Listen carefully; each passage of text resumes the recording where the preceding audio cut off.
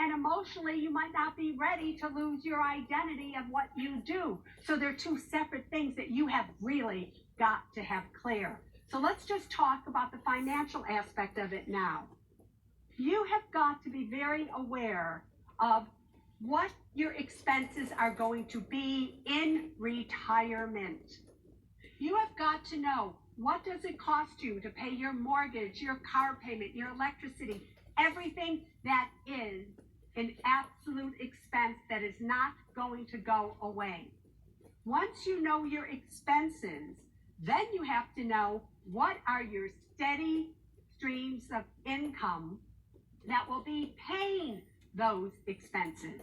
If you have a pension, if you have Social Security, if you have the minimum distributions from your retirement accounts that you are going to have to start taking out, if you have an income annuity, whatever it may be, will it cover your expenses or will it not?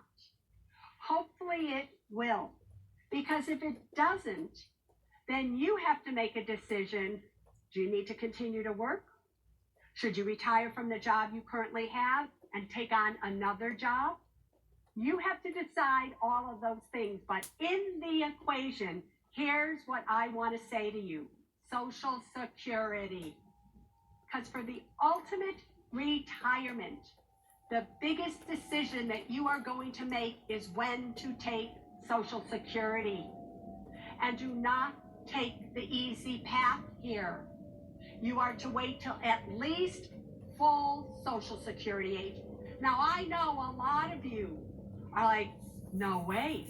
I get Social Security at 62 and I'm going to take it. Do you know that if you waited from 62 to the age of 70 to take Social Security, you would get 76% more than if you took it at the age of 62? So when you are figuring out your income versus your expenses, do not include Social Security until you are 70. I would rather see you use up money in a savings account or a retirement account to get you through all those years than for you to take Social Security earlier to get through those years. Why? Because especially from the age of 66 or 67 till 70, you're guaranteed an 8% increase every year. You're not going to get 8% in the stock market, guaranteed. You're not going to get 8% in a certificate of deposit right now. The new retirement age, seriously, should be a minimum of 70 today. I know, it sounds like, ugh, but you know why that sounds terrible? Because you hate the job that you have.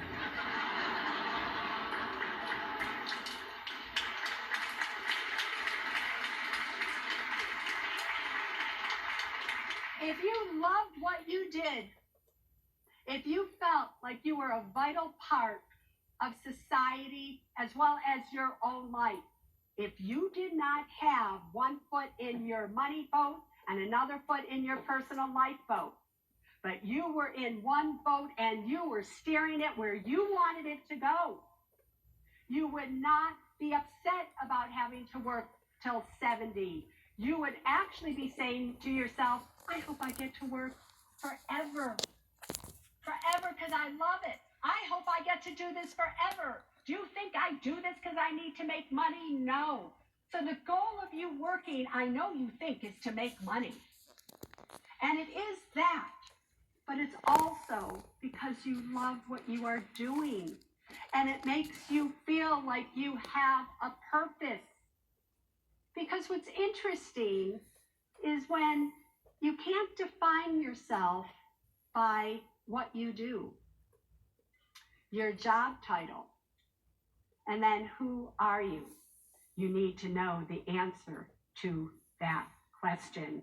We have a question right here. Yes, sir. Susie, I wanted to know how to go about finding one's ideal financial advisor. That's a good question. A really great financial advisor is somebody who has been a financial advisor now for 15 or 20 years. They have seen up markets, they have seen down markets, and then they've seen up again, good economies and bad economies. The very first thing they tell you is, here's how much I charge. Here's how I work. Here's what I'm going to do. And then they should at least be interviewing you for an hour or two to understand, are you afraid of the stock market? Do you feel good with the stock market? Are you happy in your marriage? Are you going to inherit money? Are you going to have to take care of your parents? Do you have a will? Do you have a trust? Do you have any credit card debt? Do you own a home? Do you want to own your home outright? Do you have kids? Do you want to leave money to your kids? They should be asking you every possible question, everything in your life, because they have to know who you are as a person before they can invest your money for you. Here's what you really need to understand about finding an advisor. You should never talk yourself into trusting anyone, ever. When going to see a financial advisor, if it doesn't feel right, guess what? It's because it's not right for you. But what do? You talk yourself into trusting that person. Big mistake. So do not do that. Get up and walk out. Don't be guided to have somebody be a captain of your boat and take you where they want it to go versus yourself. You have got to be like this woman here with this captain's hat on, right? Right? And you have to know that your financial journey into your retirement years is started where you have charted the right course. You don't want to be doing something just because some financial advisor tells you to do it. It's got to make sense to you. It's got to make sense to you. Next question, who has one? Yes. Hi, Susie. Thank you for coming. I've followed you since the beginning, and like I said, your first book is so old, but I was going to do a meet That and greet. actually was my second book, but that's sorry, besides the sorry. point. Right. But look at that picture I want on your that. signature today. But because- that picture on that book was taken in 1994. Don't you think I Wow. look better now? Yes. Gorgeous.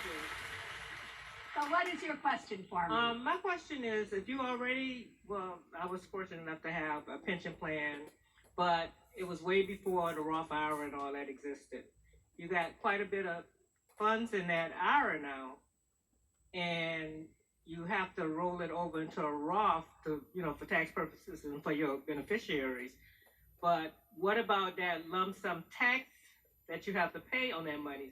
How do you get that large sum of money? Yeah, Could if be I almost were 6 figures. you, here's what I would do. If you have a lot of money in a pension or a retirement account that's pre-tax, first roll it over custodian to custodian to an IRA rollover, no tax. Yes. Then little by little, if you want to convert it to a Roth, after consulting a CPA, decide on how much you can convert each year without it affecting your tax bracket. The last thing you would want to do is to take a large sum of money and convert it, have to pay taxes on it. Also, if you are near retirement and you don't have at least 10 years to recoup the taxes and the growth on the taxes, do not convert it to a Roth. Leave it in a traditional. Just because Susie Orman loves a Roth, sometimes it makes sense to leave the money that you have in a traditional retirement account because you're going to retire in 2 years.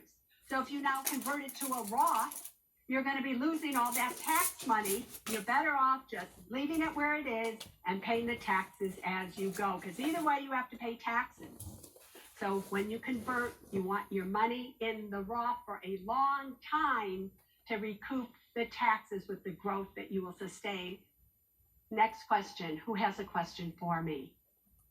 Hi, Susie. You mentioned to be wary of insurance products. Can you elaborate on that, please? Oh, you betcha I can. Insurance is insurance. Investments are investments. and the two should not cross. Years ago, when everybody was buying mutual funds and making all this money, when all mutual funds had a commission to it, the insurance companies wanted to get in the game. They were like, man, maybe we can create a product and sell it to all the people out there who want to invest in the stock market and make it seem like it's more beneficial to do it that way, and we'll capture all of that money. Now, I have been licensed over my career in almost every single state to sell insurance. Actually, not to sell insurance, to bash it as to why most of you should not buy it when it comes to an investment. I personally think the only type of life insurance that makes sense is term insurance.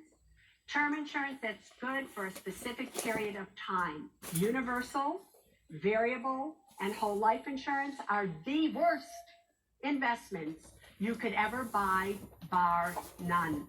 They just don't make sense. So many times they're sold to you as you can invest in such a way and have it all be tax-free and experience the stock market and get life insurance. The commissions on most insurance products are so high you have no idea. Possibly 70 to 80% of your first year premium.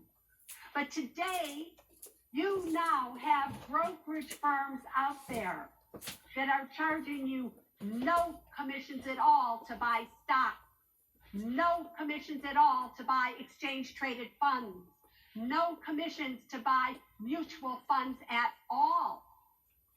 Are you kidding me? If there was ever a time to want to be investing in the stock market commission-wise, now is the time.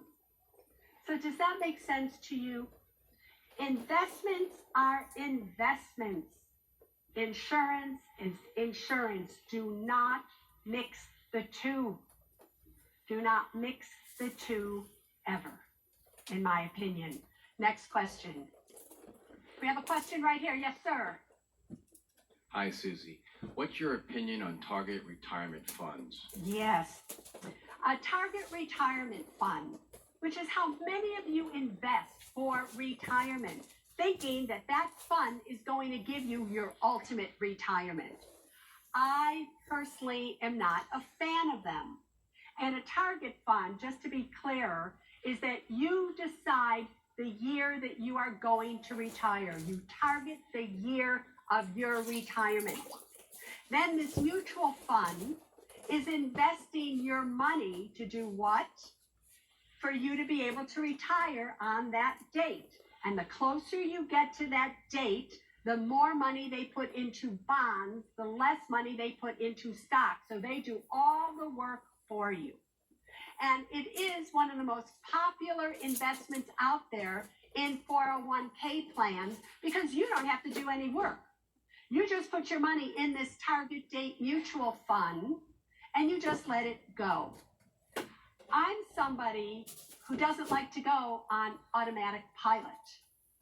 I'm somebody who, when I'm about to retire, I want to look at what the economy is doing. And maybe it's a good time to do what? To be in bonds, but maybe it's a better time to be in stocks. Let's go back to 2008, 2009. If you had had a target mutual fund for 2009, 2008, you would have been mostly in bonds at that point. Great. So you didn't get killed in the stock market.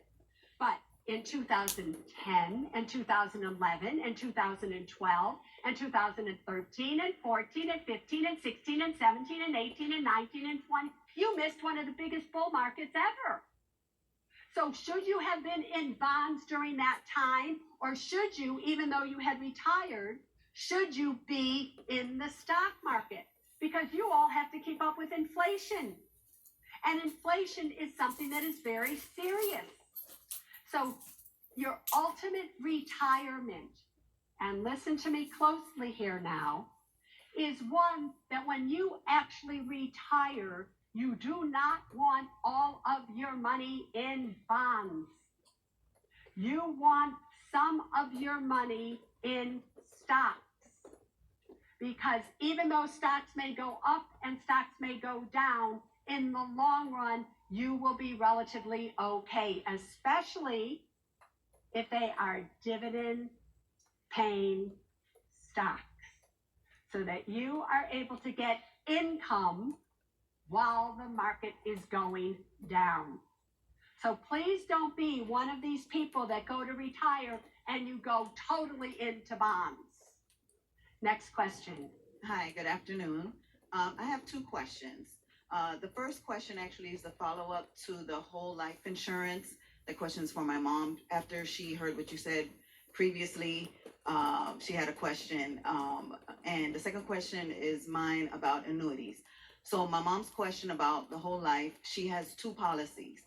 And being in her 60s, she wants to know now what insurance should she get, because now she's not very pleased with the whole life insurance. Because Susie Orman said that. Because Susie Here's Orman the said question. that. Watch this interaction now. This is a good financial advisor asking the questions before I answer a question, right? Because I can't just answer her without knowing things. Does your mother, in her opinion, need insurance? Is anybody financially dependent on her? If your mother were to die, is anybody, where's Mama? Mama! Too shy to ask her own question. I'm not answering it. Okay, now answer my question. Answer my question. No, no, Mama, come on down. Come on down, Mama. Mama, talk to me. Hi, Mama. Hello. There you go. So, Mama, if you were to die today, is anybody financially dependent on you? No. No, Why do you have insurance? I have it because I don't want my kids to be responsible. Yes, but if you die, your kids aren't going to be responsible for you anymore because you're dead. Right? True. Right? You want them to appreciate you while you are alive and enjoy you while you are alive. So do you have this policy simply to pay for your funeral? Absolutely. All right, and how much of a death benefit is it? It's 10,000 on both. So you have two policies. Two policies. And how long have you been paying on it? For 5 years now. For 5 years. And how much does whole life insurance cost you? Per month, Yes. $56. All right, so that's $600, almost $700 a year. So you have already paid in $3,500 in 5 years to have $10,000 of insurance. And Right. as you get older, because you're still young, you're in your 60s, 69. 69, and so you're not projected to die for another 30 years. Yes, my mom is 94. All right, and so she's- you're going to be now paying $50, $56 a month for all those years. Really? I don't think so. What is the cash value of that policy? If you were to cash it out today, how much is in it? You know, I really didn't do the math. All right, so you're going to find that you put in $3,500. However, good luck if you have $1,000 in there. Yes, that's what my daughter was telling me. That's what I So here's what you're going to do. We know you're healthy. We know everything's good. What would it feel like to have $1,000 to your name right now? Because if you're worried about paying for your funeral, that says to Susie Orman, you don't have any money. Yes, I realize that now. All right, now, guess what we're going to do? We're going to cash out that whole life policy. First, you got to make sure Mom is healthy. If Mom is healthy, we're going to cash out that whole life insurance policy. The insurance agent might say, but the taxes, no taxes. You put in $3,500, you get back less than that, no taxes. And you're going to put that money into a savings account, a high yield money market account or savings account online, and just watch it. And then you're going to take the $56 that you were putting towards the insurance and you're going to put it into your own savings account. And before you know it, you're going to have $10,000 in there. And then you're going to have $20,000. And then we're going to go out to dinner, Mama. Yes, we are. Thank That's you. what you're gonna do. And Mama, I just have to ask this. Was that hard to stand up and talk for yourself? Oh, no. I didn't know she was gonna ask. I was just mentioning it to her up there. You said, right, that she was afraid. One of you is lying. What, right? I got this right. One of them is lying. I The haven't talked daughter's with you. standing there going, She said, I'm gonna do this. All right, that's fine. All right, let's Yeah, I was. Me and my question. All right. Your question. I've been looking into annuities, and I wasn't sure if it's the smart thing for me to do. Why were you looking into annuities? Because after reading all of your books, I was trying to be prepared for my returement. So I There looked is at. no way that you read a book No, by I Susie know. Orman I know. You that did not said to buy recommend an it. annuity. But I wanted to be prepared. So I looked at everything that's available and everything possible. All So right, I'm asking your opinion right now. here's what I would tell you. Annuities are starting to change. Index annuities, okay. Single premium deferred annuities, okay. Variable annuities, I really do not like on any level, although even those are starting to change. Here's what I do want to tell you, and you're going to be surprised at this. Remember how I stood up here before and I said, what I used to tell you before, I'm not telling you now? You know how you told me, a lot of you raised your hands and you said that you're afraid that you don't have enough income and you don't know what you're going to do. It is possible that an income annuity where you deposit a specific sum of money and they pay you out a monthly income is something that you may all need to look at as you get older and you want to retire. Would you be doing that now, given that Mama's 69? Right? That means you have to be what? How old? 47. 47. Way too early for you to be thinking about this on any level. No, really. The way you would be thinking about it would be, I want to be out of debt. I want to own my home outright. I want to be saving money in my Roth IRAs. I want to be cutting down all my expenses. I want to do all those things far before you would do an annuity. Okay? You know, I just want to say this.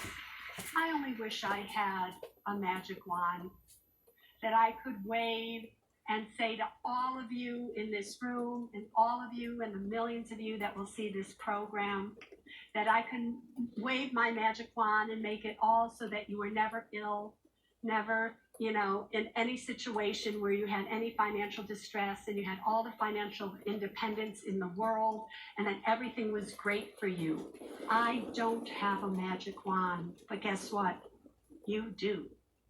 You have a magic wand for your own lives. You might think that you don't. You might think, well, what difference can it make if I make this little wave here and I do this wave here? Every little action that you take can make a tremendous difference in your life. Can you all live the ultimate retirement? You can, but you have to want to. And you not only have to want to, you have to take the actions that absolutely make it possible, which means you pay off the mortgage on your home, you get out of debt, you start to have Roth retirement accounts, you do everything today, you sell something, you downsize, you do whatever, but you have to have a plan for your lives. So we have just answered many of your questions, and we have one more segment to continue to do so that all of you can have an ultimate retirement. We will be right back.